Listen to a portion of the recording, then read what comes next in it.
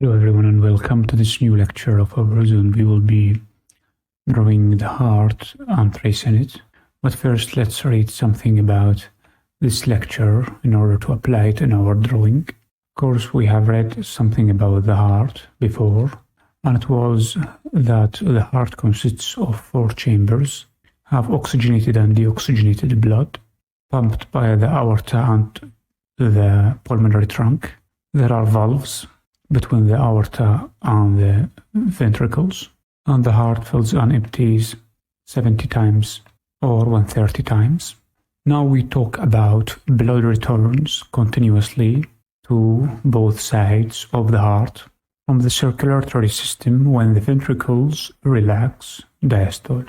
And to show that, we have to draw the heart and show you how that the blood returns continuously. This is the blood, and it returns continuously to the heart, both sides, the right and the left side. Actually, this is the right and this is the left side of the heart.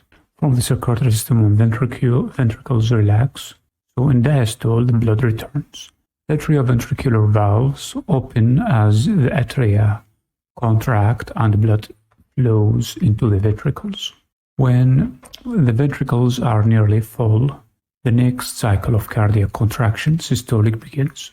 And we can draw that heart, when the heart relaxes on diastole, the blood continuously returns and fills the blood, the heart, the atria, and the ventricle. And after the heart, the blood fills the atria, the atrioventricular valves. Here are the atrioventricular valves, as we can see, open as the atria contract. Here the atria contract and the blood flows into the ventricles. Here are the blood flowing to the ventricles and filling the ventricles too. When the ventricles are full, the next cycle of cardiac contraction is systolic. Next cycle is systolic. And let's read about the systolic contraction. Cardiac contraction begins when the ventricles are full. The ventricles contract in a wave which passes upward from the apex of the heart towards the aortic and pulmonary openings. So here the ventricles contract, and this is the heart, of course, and this is the apex of the heart, as we can see here. The ventricles contract in a wave which passes upward. Here is the ventricle. Contract in a wave which passes upward from the apex of the heart, from this apex of the heart, towards the aortic and pulmonary openings. This is the aortic opening, the left side of the heart, and this is the pulmonary opening of the right side of the heart. And this is the blood passing through the systolic cycle.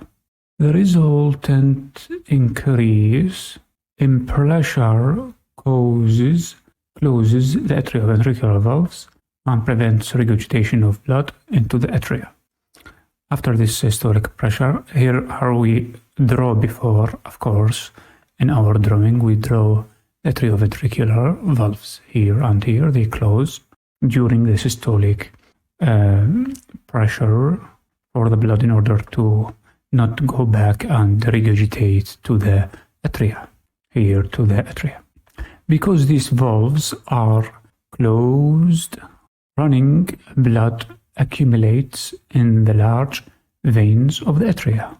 Once the atrioventricular pressure exceeds that in the large arteries, the semilunar valves at the exits of the aorta and pulmonary trunk are forced open and blood is ejected from the heart. Maybe some people don't understand this last sentence. Me neither. I didn't understand it. But let's continue. As soon as the contraction ceases, the intraventricular pressure drops below that of the great vessels and the semilunar valves close. And to draw that, we can draw a simple heart. As soon as the contraction ceases, Here we can see the contraction Cs. And the intraventricular, here, intraventricular, this is, of course, we have drawn two tubes, the aorta and pulmonary trunk before, so this is very easy for people who have watched our last lecture, that the intraventricular pressure drops down. This one is dropping down, and this one is dropping down too. And the pressure drops down with them. That agree on semilunar valves close. There are semilunar valve here and semilunar valve also here in the pulmonary trunk. They shut down and close for the blood not to pass to the atria and to the pulmonary trunk. Further relaxation lowers ventricular pressure to below that of the aorta, This is the aorta. Further relaxation, this is the aorta, and relaxation drops the pressure in the aorta. And of course, full relaxation and pressure below.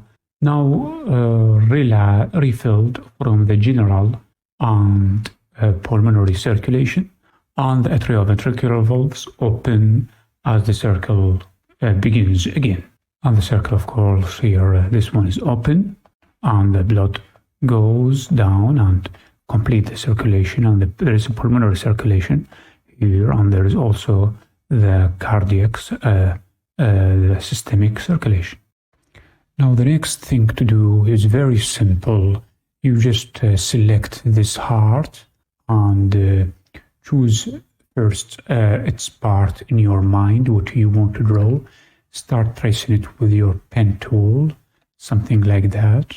Maybe first of all you choose the right ventricle, and it is very simple to draw with Ctrl Z and try making it the best you can. Go ahead and make a zoom in order to see it better and to trace very well with the P, to choose the pen tool and to connect it with your drawing. Also, you can choose press A on the keyboard if you want to make a refinement to your selection. I will show you how this is how you do it. Then, after you finish, you just take, after you tracing it very well, of course I have done it very roughly this time, choose the selection tool, place it down, change its color, and refine it.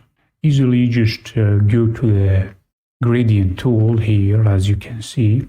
This is the tool right here. It's called gradient tool. I will choose it and press one time on your shape that you want to change. Of course, first by choosing the selection tool and choosing the shape you want to add to change, click on the gradient tool and press one time on the shape.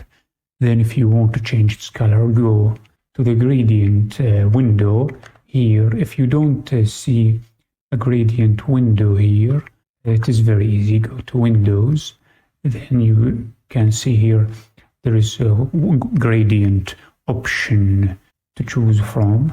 Change the color, maybe something, if you want shadows, just choose the color black on the right and the color white or other color, and just to make sure you have good shadows and linear selection, as if there is a light source and you are drawing within a 3D object, and continue until you finish your drawing, and it will become very nice heart at the end.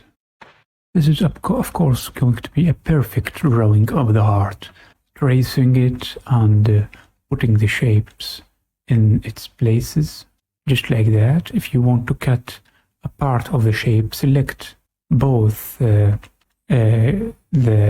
objects here, and after selecting the both shapes, you can go to the Pathfinder and choose what you like here. Maybe choose this option that will cut it from the other object. As we can see here, it will make it a very nice and delicate to act and make the heart really nice this time. Thank you for listening to this lecture, and in the next one we will be reading another paragraph and tracing the heart. We will finish what we have begun with in this amazing lecture.